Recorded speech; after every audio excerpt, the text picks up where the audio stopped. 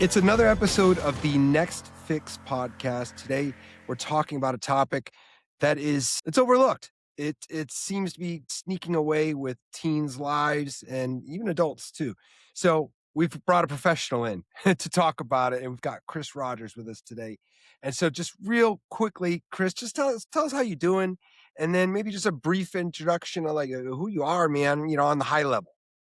Man, I really appreciate it. So, again, my name is Chris Rogers, and I'm happy to be here. So, a little bit of what I do, and I'm certainly sure we'll dive into how this all came to be. Considering most of my professional experience, I was working as a music teacher for a long time. I'm in New York myself, go Knicks, and I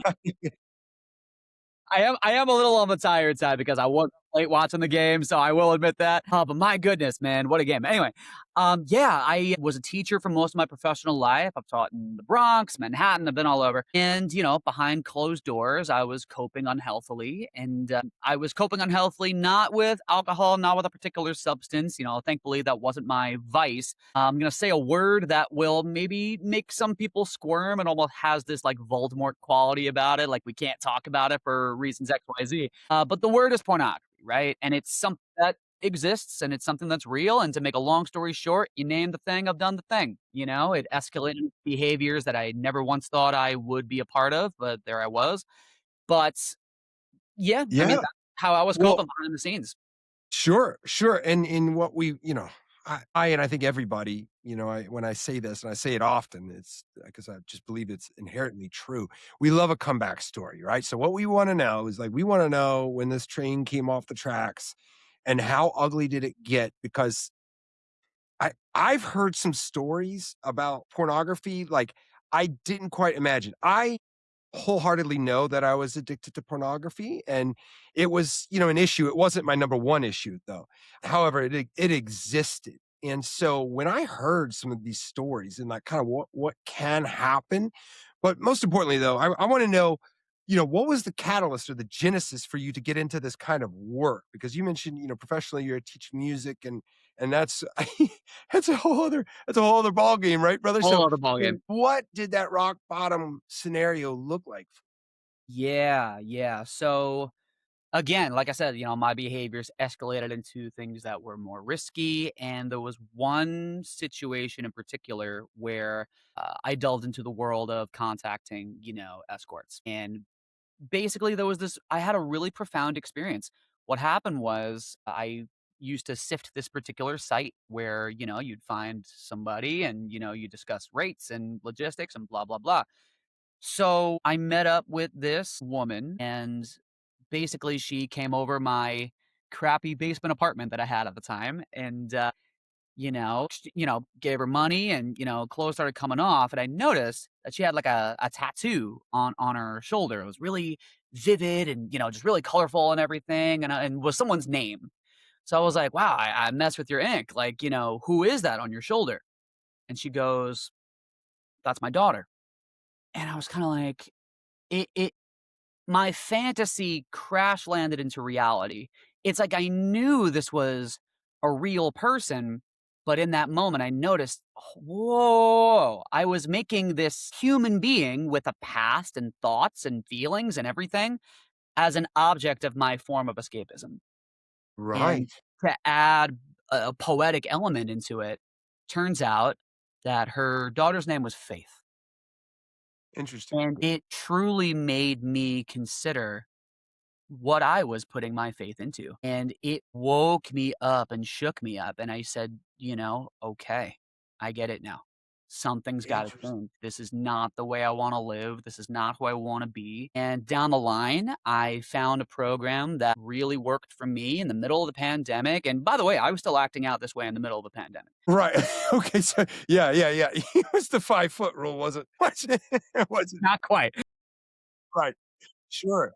Sure. And now kind of lead us into that, right? So there's, an epiphany, an awakening. It had some elements to that particular circumstance that spoke to you, but how did it like really start for you? Because that's always curious. Like, can you work your way back and connect those dots? Absolutely. So I was about 14 when I first discovered porn, which by societal accounts, I was a bit of a late bloomer. Because, Right. we'll talk about where we're at now, where we're at like the average age of about 8 of someone stumbling onto porn. But Yeah. we'll dive into that later. But yeah, I was about 14 and where I was growing up, it wasn't a topic that was talked about, when it came to things like sex or porn and things like that. It wasn't exactly dinner table topics, right? Sure. And I was both literally and metaphorically left to my own devices. As far as Right. of course, being 14, we remember Mm. how volatile an age adolescence is and having these feelings that are very real and human and healthy to have, but feeling as if I couldn't share them. Because again, when it comes to the world of compulsive behaviors, it seems that pornography is kinda like the red-haired stepchild of the addiction world. It's like, I can go up in front of a room of people and be like, "Thanks to the, a program and through using tools and I was able to overcome alcohol dependency. Yeah!" Or I was able to overcome coke or this and that. Yeah, thanks to working a program, the power of God, this, that, and the third. I no longer have like, I don't watch porn anymore.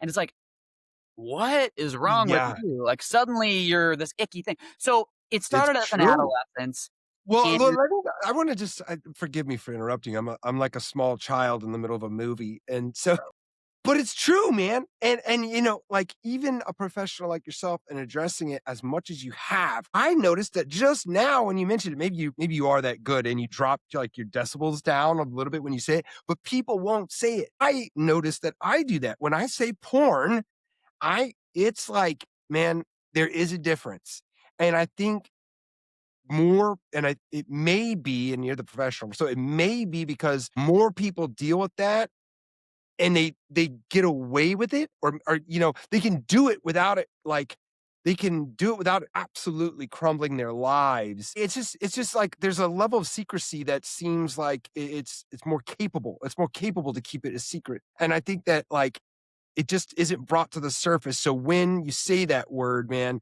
I'd be curious, to like actually be able to see every person's like reaction in the room because it's just different, man. And so I agree with you that it's the stepchild. It's like, everybody wants to get behind fighting drugs, right? And I think that pornography is doing it's a crazy statement to say, but it's doing as much damage, even though that damage isn't like overdoses and blatant deaths, maybe. Well, but it's ruining lives, and so that's is so crazy. But yeah, but again, no, go ahead. no, I was gonna say, like, there's this innate connection to our sexual nature, because again, it is human, and this is sort of where it kinda deviates from the story or testimony of that of your someone who's addicted to a particular substance, you know?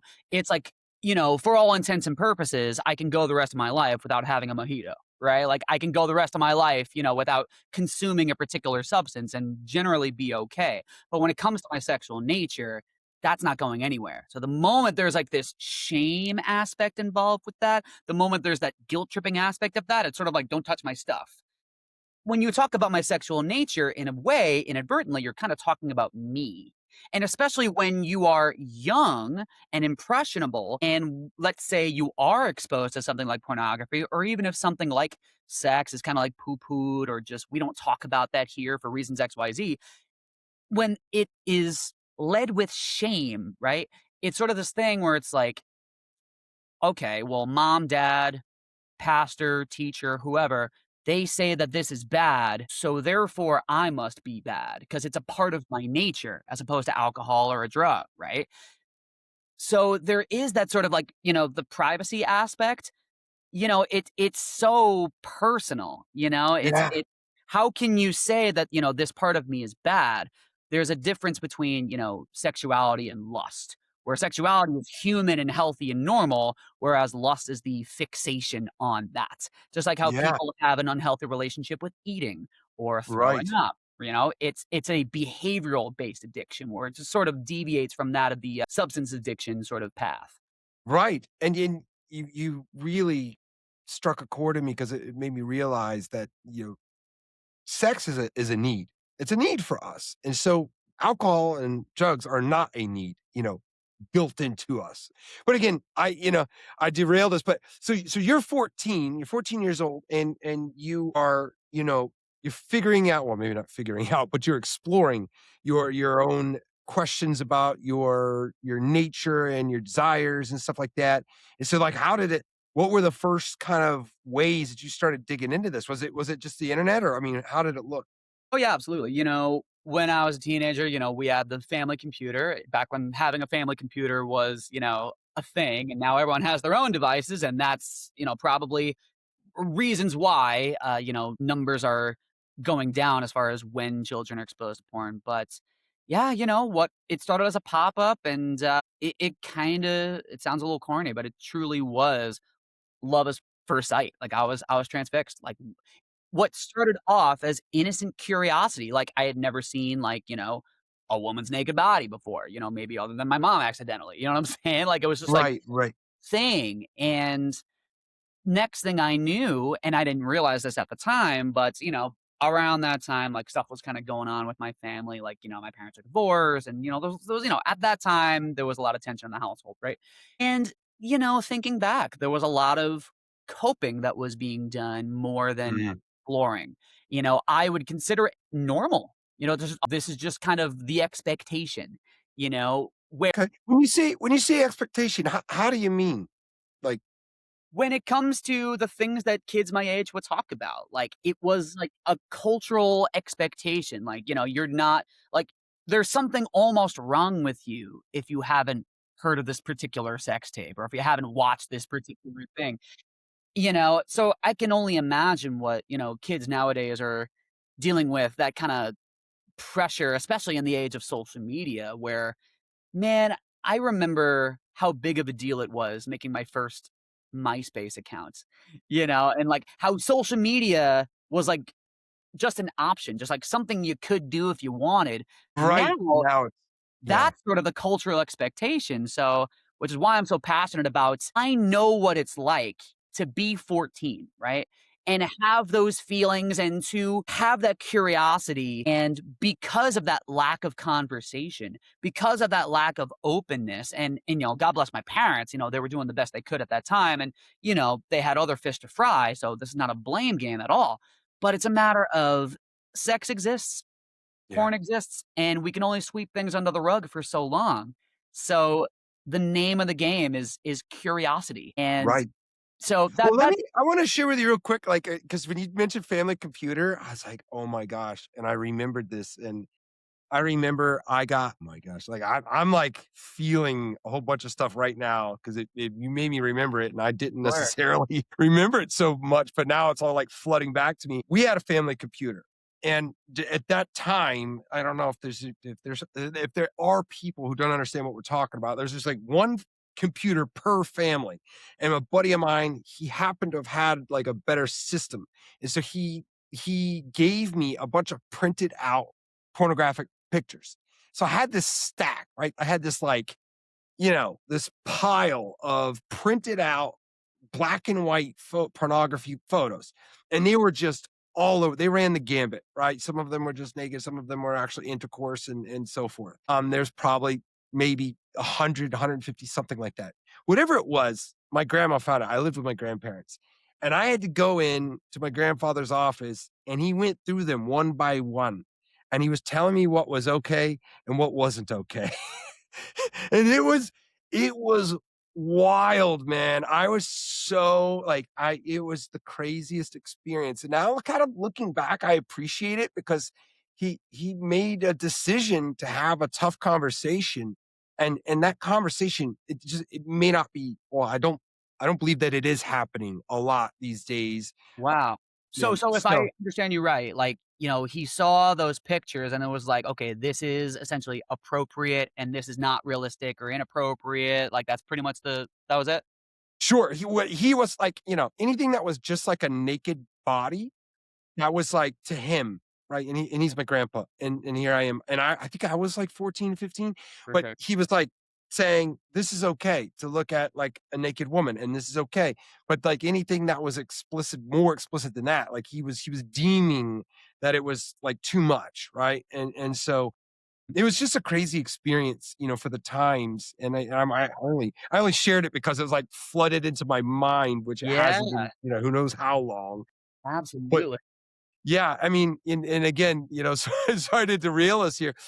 However, you mentioned curiosity, and Yeah. and so, I wanna know, like, how deep did your curiosity get? Like, I mean, how like, are there levels to this? Like, is this okay and that's not okay? Like, I just don't know what is normalcy these days, right? Sure. Well, when I say the word curiosity, what I'm really talking about is how to engage in a conversation with someone who might be struggling with a sexually compulsive behavior. Because, as you know, whether it's a substance based addiction or a behavioral, when it comes to true recovery, or rather, when it comes to, like, a fixation on a particular vice, it's not the thing, it's the place from which it's coming from. It's not just the substance. It's not just the behavior itself. It's the place within, it's what's happening internally to the point where it's affecting me externally. And a lot of recovery work is about getting to the bottom of what that stuff is. What's the thing I'm trying to medicate? What's the thing I'm trying to run away from? What's the thing I'm trying to numb out or this, that, and the third from, right? And what my heart is, and not to be all self-pluggy, but I why did I leave teaching to pursue this head on? Because like I said, man, I know what it's like to Yeah.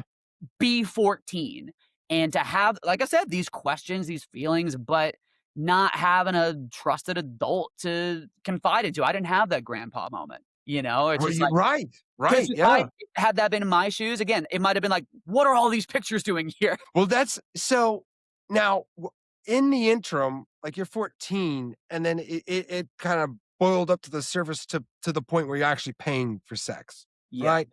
And you know, how long was that going on for?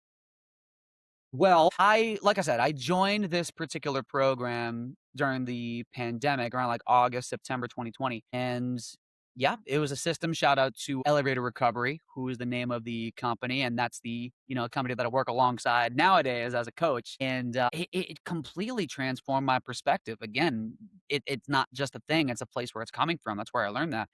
But as far as how you kinda escalate from, that innocent curiosity to, risky behaviors. Yeah, it for me, and I notice it's a common tale amongst other gentlemen who kinda have a similar story as to mine. It's the thrill of the chase. Mm, It's like that child, it's not just porn addiction, it's fantasy addiction. It's like there's this great book, that I actually have right over there. It's called Breaking the Cycle, who I literally, just did a whole coaching session on. Book's called Breaking the Cycle, author George Collins. Pretty easy read, awesome book. And there's this one chapter called The Blondes and the Beamer. So, long story short, it's about this guy. He's a sex and porn addiction counselor, and he's talking about his own journey too. So, he's driving along, this particular highway, and he's like driving past, like, this person with long, flowing blonde hair. And given his level of addiction, all he wanted to do was just drive alongside them and like just catch a glimpse because that would be enough to fantasize. Now, this is going on for 20, 30, 40 miles, trying to like just catch a glimpse. They finally reach like, like a turn and at a stoplight, and he turns over and turns out that this beautiful blonde-haired woman was an elderly man who just so happened to have long blonde hair. When your fantasy crash lands into reality. So right. it's not so much having the thing. It's not so Yeah. much having the woman. It's not so much, having sex, really. It's the thrill of the chase. It's like that childish rush. It's like, you ever ding dong ditch a house before? Oh, yeah, yeah, yeah, Yeah, yeah. it's like that. Like, I could get away with this. It's that Sure. thrill. It's that thing that we do. It's like when your imagination is hijacked, when we're focused and trying to transcend into this world of grandiosity, of being something that we're not, where consequences don't exist. It's like a yearning for freedom, really. to the point where, again, we're putting ourselves and possibly others at risk if it kind of goes down deep enough into the rabbit hole. And that's truly what the addiction is. It's not so much the thing that we're seeing on the screen. If it becomes a compulsive behavior, again, it's that kind of artificial version of freedom. It's that artificial Right. version of intimacy. It's that form of escapism where we don't have to face the current discontent we're already experiencing. Sure. Yeah, and the more visceral our virtual experiences become, the more that we will choose that, right? Yeah. And I And think that making that choice has really led a lot of people, and especially our youth, like, down the wrong path.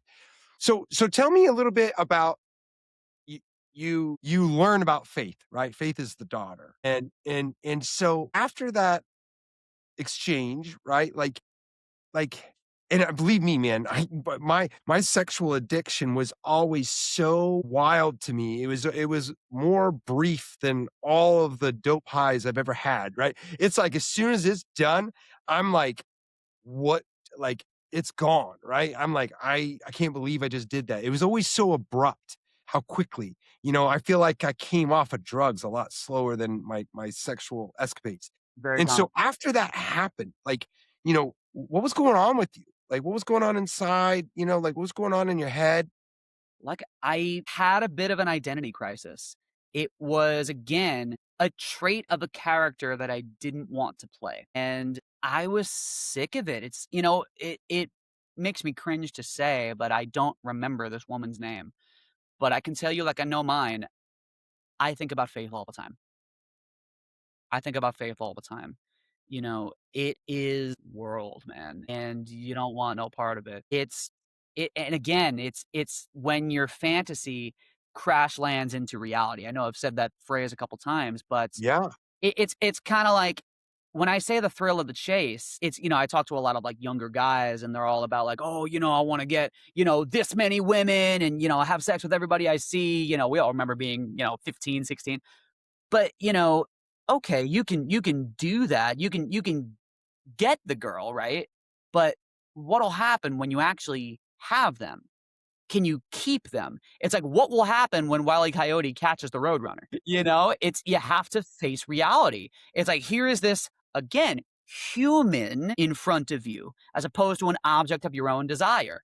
Using them as an escape pod to not have to face the life that you're not really liking at the moment. It is yeah, you're addicted to the thrill of the chase, and it's like a car you use to not drive towards something, but only designed to drive away. Well, how the hell did you get out of the driver's seat? Right? Like, how did that look? Like, how did you, like, after all of that's said and done, I mean, did you have a suspicion on what to do? I mean, did you have somebody that maybe, and usually, I mean, I doubt that people have one person that really knows any of this kind of stuff. I feel like it's something that most people just hide this above everything else, right? But what Yeah. did you do? Well, in this program, I truly learned the art form of presence. And without getting overly, woo woo or anything like that, it was developing, again, the name of the game being curiosity. How did this discontent emerge? Because it didn't fall out of the sky, it didn't come out of nowhere. Diving into my own conditioning, diving into my own history, diving into kind of like, like the ET, like Reese's Pieces trail that led me to where I was. And I really had to develop a healthier relationship with the different parts of me. This compulsive side of me, I used to beat myself in the head with it and just I had this notebook. It's somewhere in my office, but I used to try to just quit cold turkey, willpower, and I would literally count my days. Like, I hadn't acted out in like 10 days, 30 days, whatever. And if I were to have a slip, I would just beat the crap out of myself. Like, you blew it and saying a whole bunch of worse stuff. But I realized that I was identifying so intimately with this compulsive part of me, when in reality, if you're trying to think about layers, there's this question that emerges, and that question is, what is this really. Beyond this urge, beyond this wanting to act out, beyond this want to escape. It's like, what do I actually want to feel right now? And for me, it was a sense of, I mentioned the word freedom, but I think something more accurate, to be honest with you, was that sense of not needing to be in control. With the positions that I've been used to, whether it's being a teacher or being a coach, and I'm a musician as well, like people see me on stage and whatnot. I'm used to being on, Mm, kind of being the person with the answers or being the person in charge, in control, right? And for me, this was kind of my form of quote unquote self-care. This was finally something that I could right. pour into me. I could finally fill my own cup in a way. And all I Interest truly wanted beyond the behavior itself was to be loved, to Yeah, feel like I was being poured into, like someone actually cared for me. And thinking back, I was so desperate to feel that I was willing to pay for it. I was willing to pay for an artificial version of that. That's where I right. was. And through the work that I've done, how did I get out of the driver's seat was realize that, you know, it's just, first of all, a part of me. It's not the entirety of me. There's this exercise that's also taught in this book called Breaking the Cycle, and I'll make it quick, but it completely was a paradigm shift for me. And I teach it to my clients today. It's called dialoguing. So it's a simple example, but what you do comes from the world of internal family systems, schema therapy, things like that. But what you do is you take a notebook, put pen to paper, and you literally have, it's awesome. You have a scripted out conversation with this particular sub personality, which is literally a So part. so you are addressing the personality who is making that choice to act out, right? That's who you're addressing? Is that So I'm over here and it is over here. So the just in that pornography one. or the action? Exactly. So it's like, again, I'm over here, it's over here. So therefore, I am not it, and it is not me. So Okay, literally, you literally write from that sub-personality's perspective. Like you give it a name. Like I would call mine like Addict Chris, and right. literally speak right from its perspective. And in order to And it's a do this. dialogue. You're writing both parts. Interesting. Exactly, it's a back and forth, Right, and in order to write from its perspective, you have to feel it. You have to process it. So right. you're naming the feeling, you're validating it by giving it a name, and you're actually going through it. You're facing reality. Wow. It's such a profound exercise, That which is really I part of who. mean, that sounds like it really to because just to your point about having the feeling, because 'cause you're stepping into those shoes and, the added benefit of writing it out slows you down enough to really consider that, right? And that's Right. why you said notebook, right? And it's not it would have to involve being slow enough, and it would have to include like, you would handwriting it has to be the way that it's done so It that you has could to. slow down and then separate. But once you separate that, I think that there's a lot of value in kind of realizing that it's just a one sliver of who you truly are, and so you can maybe help that, right? Wow, man, And that is that's that what is it is. And fast forward about a year and a half of doing this exercise, a yeah. year and a half of having a dialogue with my addict self. That's the name I kept on calling it.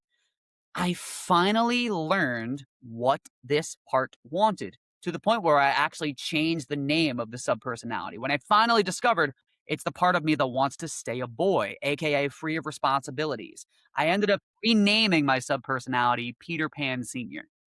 Right, It's the right. part that always wants to stay a boy. It's that doesn't wanna be in charge because 'cause I'm kinda like that all the time.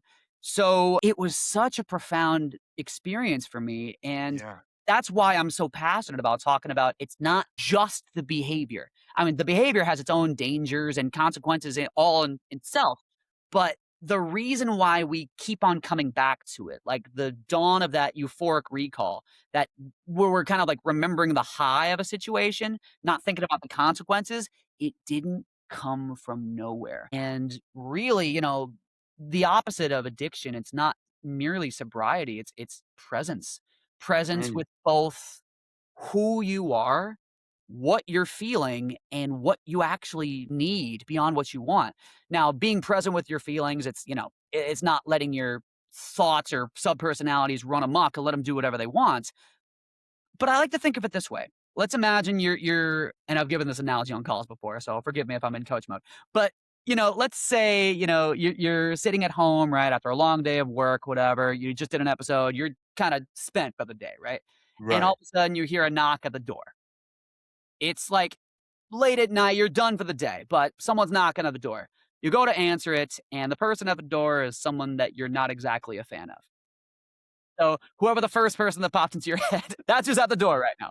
Now, in this scenario, you got 2 different options. You can either, 1, like slam the door in their face, peace out, or you can let them in at least for a little while and ask why they came to visit you at all.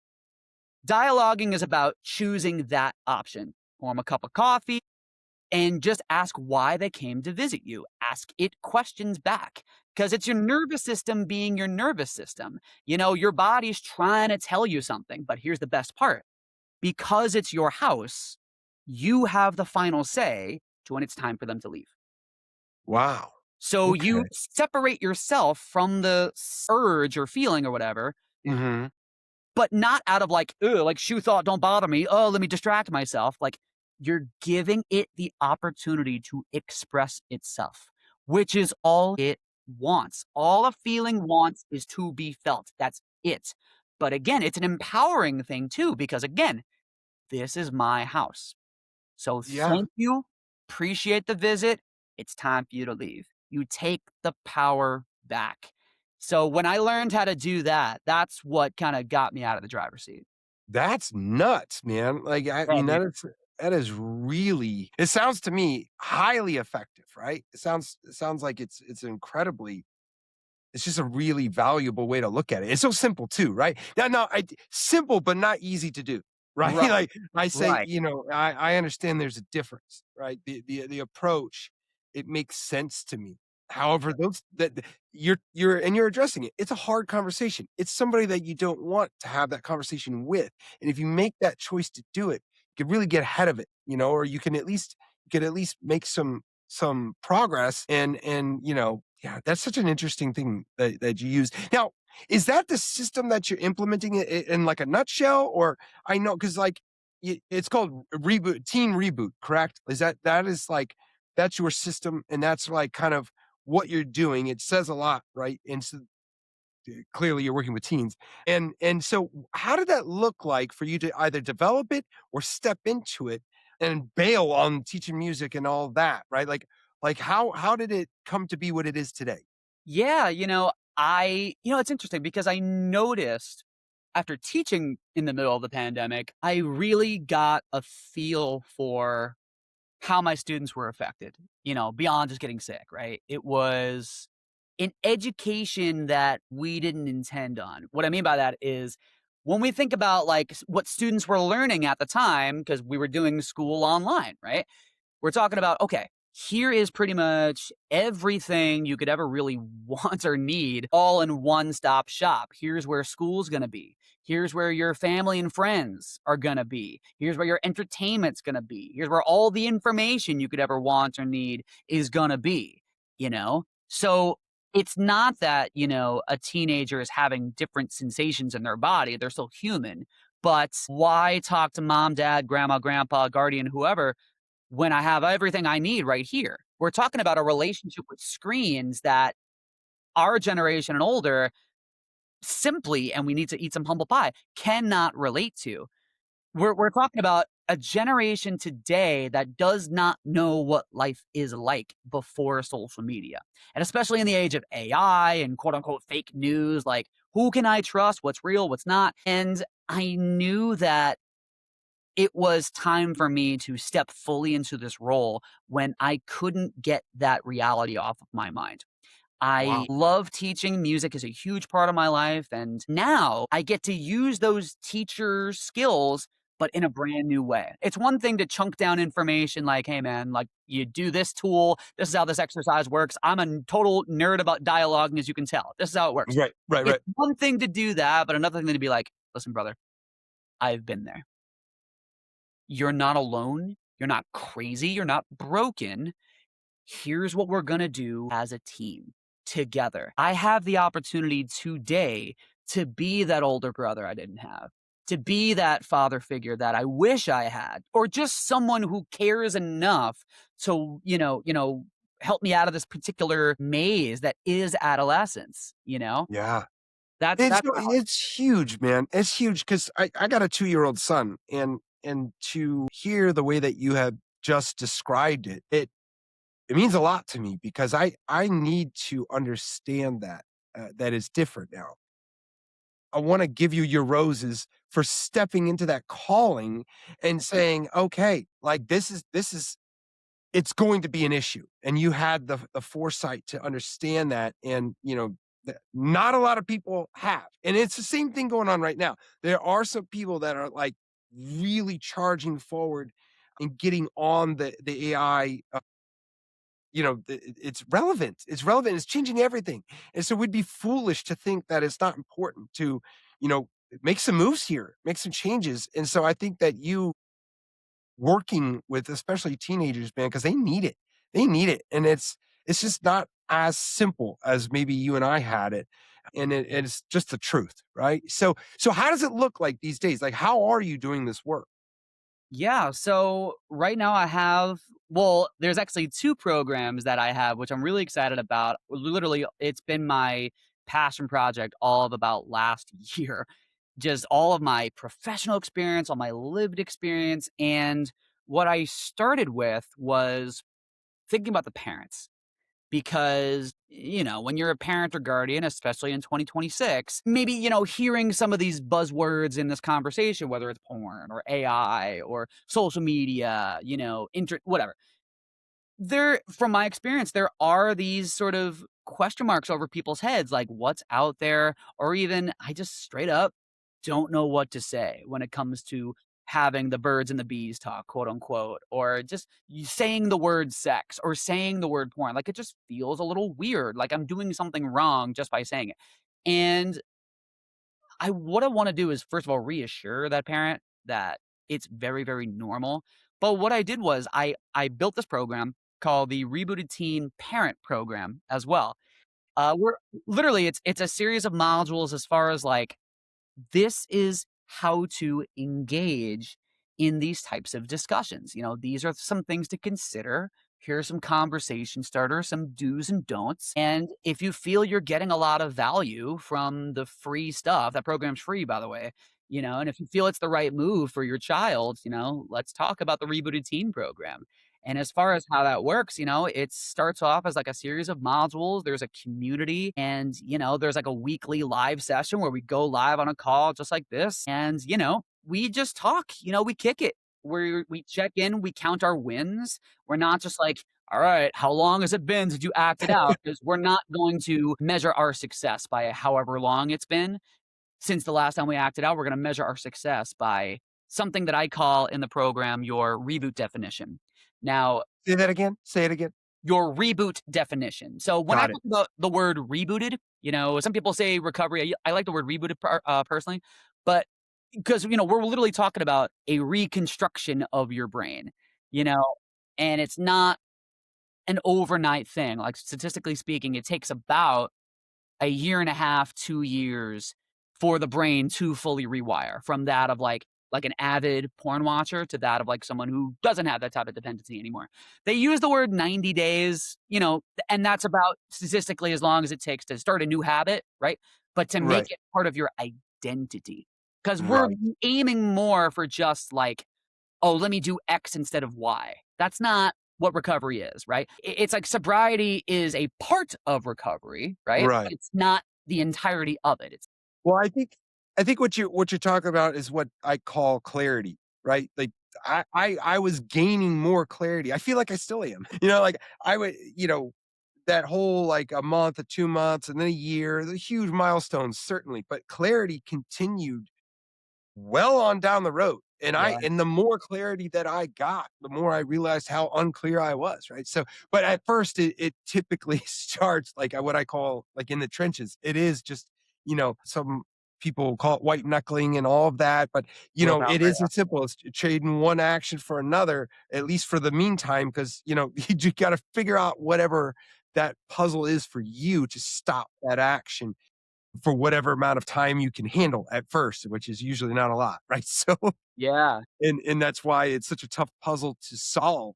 I have a question about like, so you've got the parents and that they're kind of going through and I'm imagining they are asking themselves, like, "Does my child have an issue?" And then they're kinda navigating that. I'm curious, are you talking directly to some teens? Like, are some teens raising their hand and saying and I know the numbers would probably be lower? I mean, in my imagination, I could be way wrong, but are there some teens raising their hand and saying, "Hey, I got a problem with this?"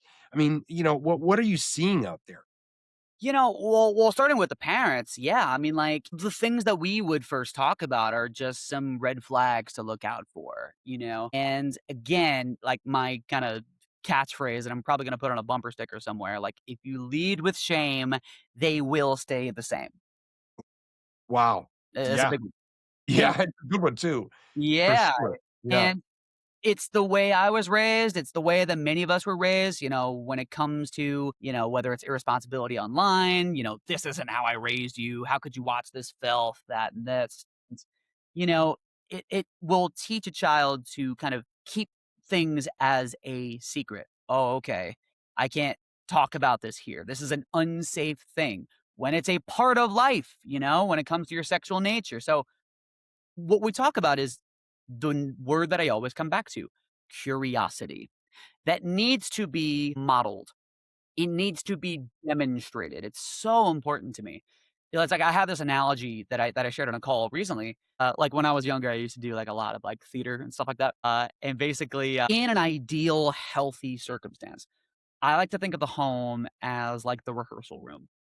And what I mean by that is it's not the stage. We're not there to perform. We're there to work on the show. It's the opportunity and the environment for you to learn and to mess up.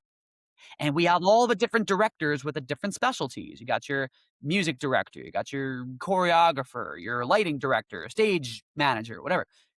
But we're all there to work on the show.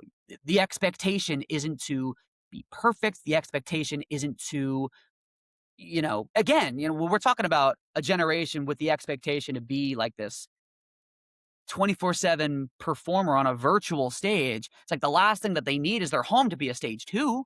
Right, right, right, right. So And we really it's talk a lot giving about so having that, freedom, right? You to understand that, it is a natural tendency, it's an urge. There's all kinds of biology going on, especially with teenagers, and so, yeah, I think it is I believe that it's the parents' responsibility to alleviate that shame, and I feel like when it comes to that and I'm a new parent, so what do I know? But, like, I feel like we're headed in a better direction because, going back to my grandparents, man, it was like, you just didn't talk about it, man. That was just how things were, and so I wanna say that we're headed in a better direction because there's people like yourself letting parents know that, like, this is what will happen if you lead with the shame, right? Like, it's 100% what is going to be the result, and it's not what you want. And so that is curious. No, so you were talking about the parents, and so I guess, like, back to the teen element of it, right? Like, what are you seeing out there? Like, how many of these teens 'cause now I'm just thinking about, like, how cooperative are they? it's interesting because when we first start out, here's the difference between like, the grown adults that I coach versus like, like a minor. A grown adult will join on his own volition because, there's a rocky divorce happening because of their, compulsive behavior. They're trying to make things better because of their own reasons. A 16-year-old is in this program because they're in trouble.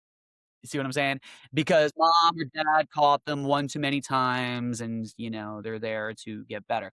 But I don't lead with porn stuff.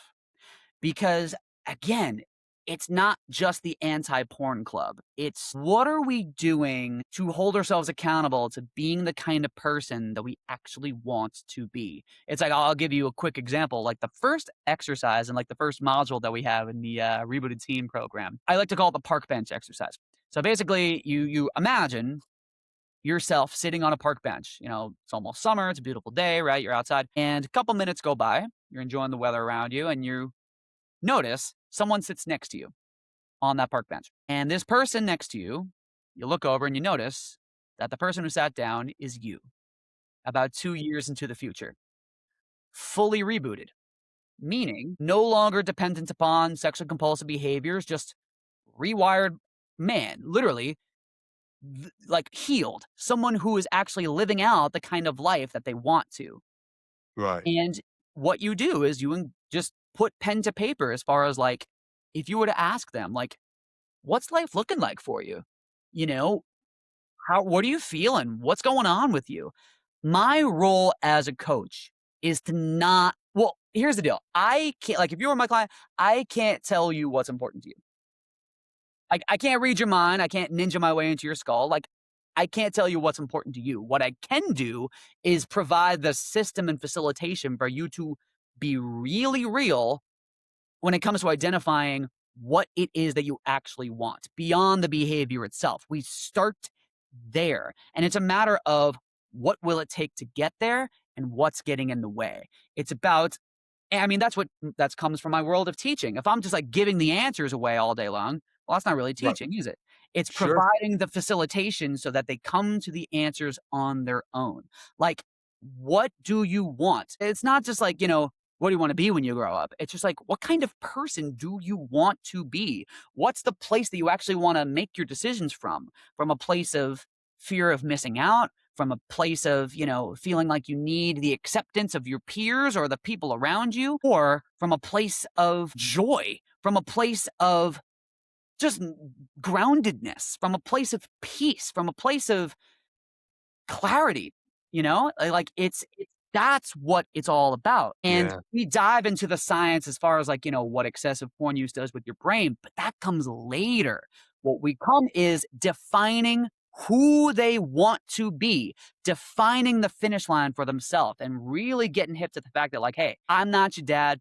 I can't tell you what to do, and I'm not here to tell you what to do, but I am here to hold you accountable to becoming the person that you actually want to be. What does that include? What does that not include? And we're going to work on it again as a team. We're going to give you accountability partners. We're going to meet up once a week. We're going to check in and count your wins because that's your reticular activating system at work. Once Sure. you Sure. Sure.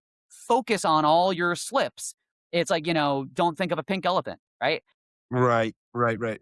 That's all you're going to focus on. If your whole, rebooting journey is just going to be don't slip, don't slip, don't slip, Right. Right. Right. that's all you're going to be thinking about. So That's keep your eye literally on the prize. Start yeah, there. that to know that our brains don't understand don't, Yeah. it's a realization. Our minds, they don't understand not and don't, right? That it doesn't negate whatever comes. Whatever comes is just is. And so Yeah. it's a serious tool for people that want to make a difference and change things. Man, that's killer. And so I want to know and so how do people begin? I know now that you've mentioned the two programs and I guess speak to what who would really, I mean, I guess parents and teens, right? But like who needs to be where, right? And how do they go find it? Yeah, if any of this is resonating with you, if you're a parent or guardian or if you know someone that might be struggling, easiest place to go is rebootedteen.com, all one word. That's where you find access to the free resources and the Rebooted Teen Parent Program. Again, it's my heart to yours, it's totally zilch, totally free. And again, if you feel you're getting a lot of value, like, oh wow, like okay, this is how I engage with this conversation. So I don't got to feel so unprepared. I don't feel so kind of like, do as I say, not as I do. It's like, you don't have to feel so awkward. It doesn't have to be a weird conversation. Yeah, and you're speaking right to me because my son is 2. Right, And right. I'm like, I'm looking down at the little iPad and all the stuff, and I'm thinking to myself like, "Oh my god, well, like, what am I gonna do?" Right? Like I am happy to hear that there's people like yourself who are equipping parents because things are just, changing at an absolutely exponential rate. And so we need all the help that we can get. And so I'm just thankful, like, thank God there's people out there trying to help the future me, right? The future me down the road is just so concerned about my son and my children, and then, but also other teens and the future of us, right? Because it's just things have gotten dark when it comes to porn very quickly, right? This is all really new stuff, man. I mean, booze and drugs. I mean, especially booze. I mean, this we're talking over 100 years of trying to gain some traction when it comes to staying off substances. But porn is kind of new. Well, I mean, in the sense that we're seeing it on in our box, like to your point, right? It's all there. So, man, what an absolute blessing, brother. But Thank you. yeah, I want to say thank you, man. Thank you, Chris, for what you do. Thank you for having boots on the ground out there and helping the youth. Yeah. Yeah, you're a blessing, brother. And so I appreciate your time. I really you're awesome. I love your energy and I love your positivity, and I truly appreciate the platform and the opportunity to go back and forth with you. This was great. You got it, brother. All right. This has been another episode of The Next Fix. See you on the next one.